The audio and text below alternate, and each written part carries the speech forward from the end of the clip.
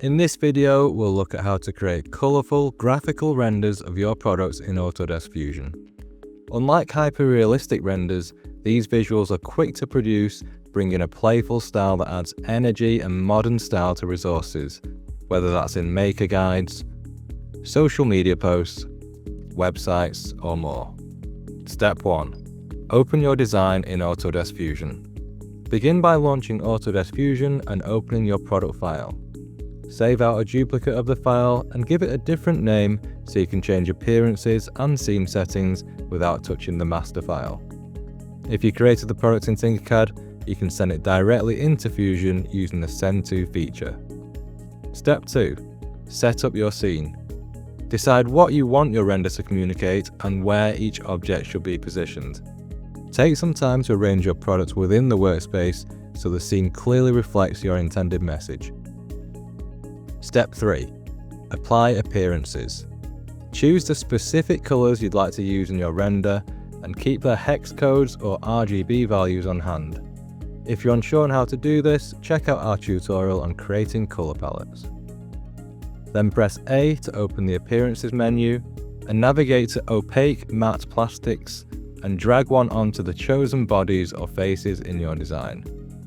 To match your exact colour, right-click on the material, select Edit, and enter your hex code or RGB values in the advanced settings. When you need another colour, duplicate the current one and update the values. Repeat this process until your entire model has the desired appearances applied. Step 4. Render Scene Settings. Head into the Render workspace and open up the Scene Settings. In the Environment Library tab, drag the photo booth lighting setup into your workspace. Then in the Main Settings tab, set the background to solid color and select one that complements your product palette. Change the camera to orthographic to give the render a clean technical style, and choose an aspect ratio. For landscape images, we like to go for 16:9. Step 5. Set the view and render. Position your product and adjust the viewing angle until you're happy with the composition. Now head back into the scene settings and adjust the lighting position to give you nice diagonal shadows.